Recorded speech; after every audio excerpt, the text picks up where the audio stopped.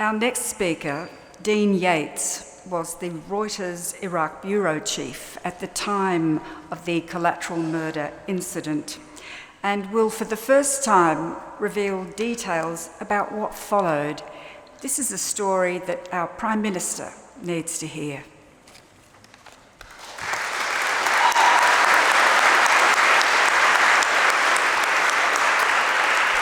Thank you, Mary.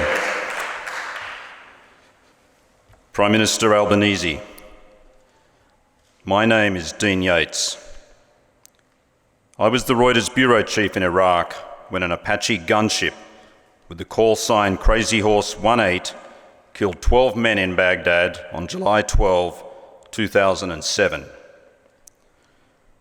Two of those men were Reuters photographer Namir Noor Eldin and Reuters driver Sayed Chum. My staff, killed on my watch.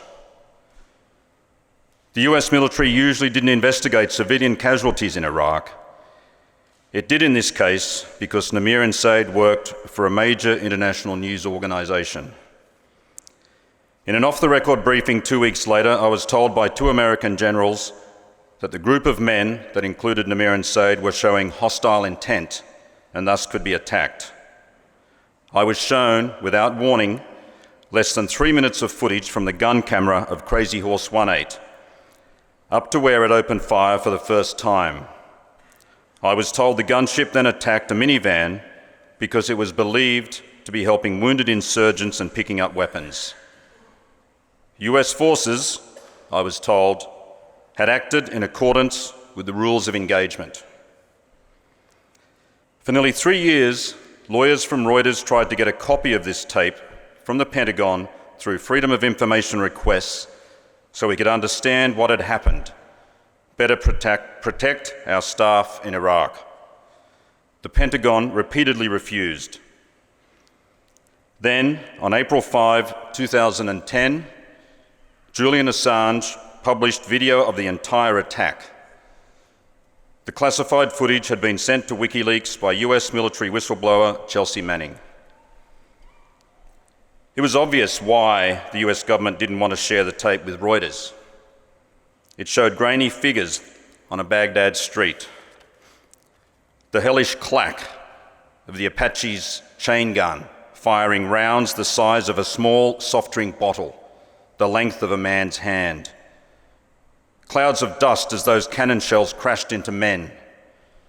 A wounded man, Sayed Chum, father of 4, trying to crawl for 3 minutes. "Come on, buddy," says the Crazy Horse 18 pilot. "All you got to do is pick up a weapon," adds the gunner. When a good Samaritan taking his 2 children to school in his minivan stops to help Sayed, permission to attack is again granted. Crazy Horse 18 fires 120 rounds at the van. "Oh yeah, look at that. Right through the windshield. Ha ha," says the gunner.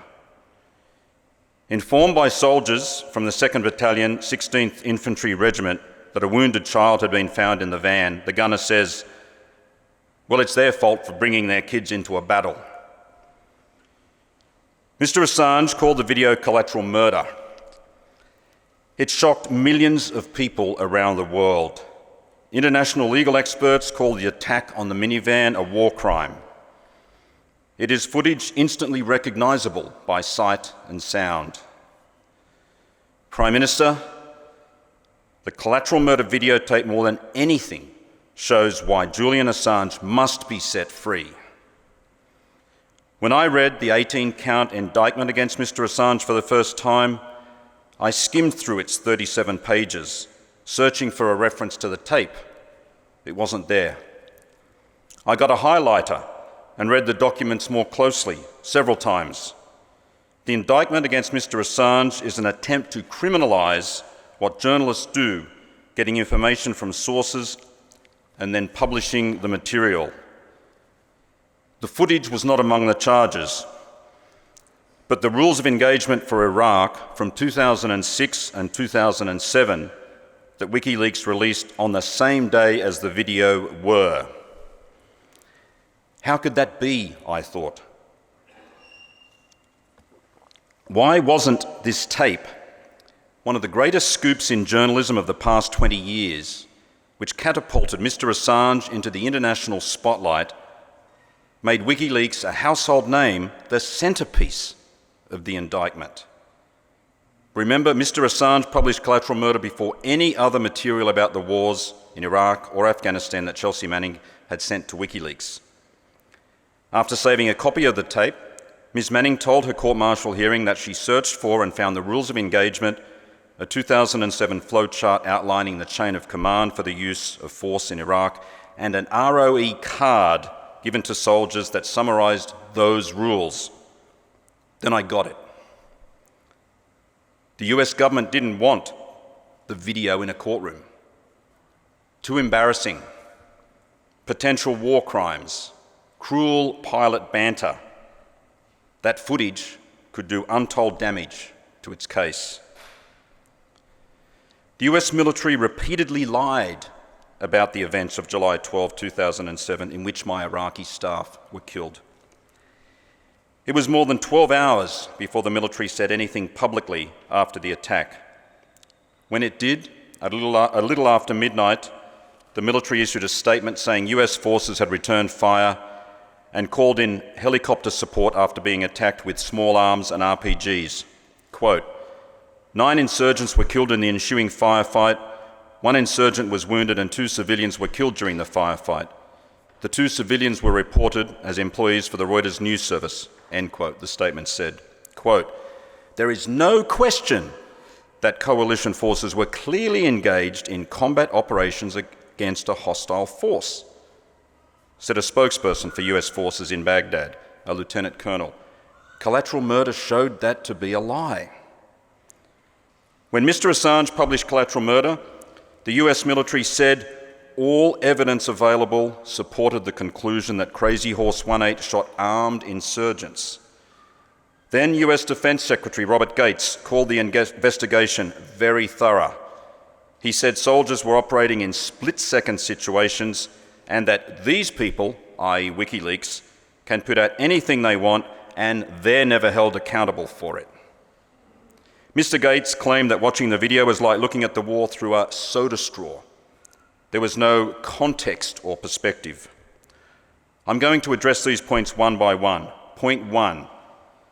The rules of engagement for US soldiers in Iraq said, quote, do not target or strike anyone who has surrendered or is out of combat due to sickness or wounds.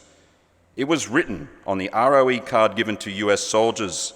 Similarly, the International Law of Armed Conflict, to which the United States is a signatory, does not allow combatants to shoot people who are surrendering or no longer pose a threat. The Geneva Conventions prohibit attacks on the wounded. Collateral Murder showed Crazy Horse 18 shooting a badly wounded man, Said, 2 unarmed bystanders who came to help him, and the unarmed Good Samaritan van dryer. Point 2. Despite this obvious breach of the rules of engagement and international conventions, an AR-15-6 military investigation cleared the pilots. Among its findings, the AWT, or Air Weapons Team, accurately assessed that the criteria to find and terminate the threat to friendly forces were met in accordance with the law of armed conflict and rules of engagement, end quote. Point 3. A day after Mr. Assange published Collateral Murder, a military spokesman for Central Command, which oversaw Middle East operations, said, there was never any attempt to cover up any aspect of this engagement. The fact is, the military's lying began when the lieutenant colonel in Baghdad issued the statement that said Namir and Said were killed during a firefight. Officers from the 2nd Battalion 16th Infantry Regiment had reviewed the video and audio recordings from Crazy Horse 18 several times after the attack. The military had time to work out its response. The lying continued when the 2 American generals outlined to me the military's so-called investigation. When one of them told me some of the men could clearly be seen carrying RPGs. The Crazy Horse 18 crew did not use the word RPG until Namir Noor Eldin peered around a corner and took photos of Humvees in the distance. When this general briefly mentioned the attack on the minivan, but said the driver was believed to be aiding insurgents, giving me a very limited account of the event. Point 4. The Pentagon was deceitful in withholding the tape while I arranged for foreign media bureau chiefs in Baghdad to meet senior military officers to talk about journalist safety. It engaged in a cover-up by stonewalling Reuters' efforts to get the video for nearly 3 years. Point 5. When reporters in Washington asked a separate spokesman for Central Command where the tape was, he said the military couldn't find it. Another lie. Chelsea Manning found it easily enough. The first few minutes was even shown to a Reuters photographer embedded with the 216 in the months after Namir and Said were killed. All this explains why the US government didn't put the tape in Assange's indictment. That snapshot of the war would have exposed the hypocrisy of its case against him, the breach of the rules of engagement, the blatant way the military ignored the wrongdoing, and the extent senior military and civilian officials lied about it. Imagine the damage this could have done in a courtroom. Collateral murder is so powerful because it is pure truth-telling. No military officials could deflect, sanitize, provide context. There is also no tape from any war like collateral murder in the public domain. The only comparable footage, the execution of a Viet Cong prisoner on the streets of Saigon by South Vietnamese National Police Chief on February 1, 1968, is held under license by NBC and could be obtained only with special permission. Everyone remembers the Pulitzer Prize-winning photo by Eddie Adams, but not the footage because it's not a mouse click away. Adams' photo, taken at the start of the Tet Offensive, changed how Americans saw the war in Vietnam. It's part of the historical record. I doubt few people would argue his photo should never have been published, or that the Associated Press should have censored it or given the US military or its South Vietnamese allies a chance to provide context. A photo that shows Nguyen Van Lam's temple bulging as the bullet enters his head. The world needed to see the moment of Lam's death, the casual way he was executed. Can the same be said for collateral murder? Absolutely. Americans had the right to know how their government was conducting war in Iraq, how their taxpayer money was being spent, the cost being imposed on Iraqis. So did the people of Australia, whose conservative government eagerly followed Bush into Iraq. It was also in the global public interest because up to that moment, so much of the war was hidden from view. Collateral murder runs a mere 38 minutes, but from the pilot chatter and the casual way permission was given to shoot, we can assume it was the everyday in Iraq and Afghanistan. The attack on the van was not out of the ordinary. Collateral murder showed us that. If the United States so readily lied to Reuters, one of the world's biggest media organizations, imagine the falsehoods it fed to the families of ordinary Iraqis who perished in a hail of American bullets. Prime Minister Albanese, Mr. Assange faces 175 years in prison from the 18-count indictment against him. 5 of those charges relate to publishing the rules of engagement for 2006 and 2007, including the reference card that said, "Do not target or strike anyone who has surrendered or is out of combat due to sickness or wounds." For those charges alone, Mr. Assange faces 50 years in jail. Think about that for a moment, Prime Minister. Mr. Assange could be imprisoned for half a century for publishing rules of engagement that showed the attack on Sayed and the minivan broke international law. Yet the United States didn't prosecute the men who pulled the trigger or anyone else in the chain of command. It didn't prosecute those who did the bogus investigation into the attack or engaged in the cover-up and lied about it. Prime Minister, watch Collateral Murder, then bring Julian home. That said, I urge people in this room and beyond not to make this about the crew of Crazy Horse 18.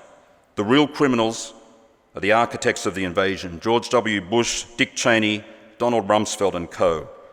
The men responsible for an illegal and reckless invasion based on the lies that Saddam Hussein possessed weapons of mass destruction and had direct ties to Al-Qaeda. The men who put the pilots of Crazy Horse 18 above the Al-Amin neighbourhood and eastern Baghdad in the first place. Thank you.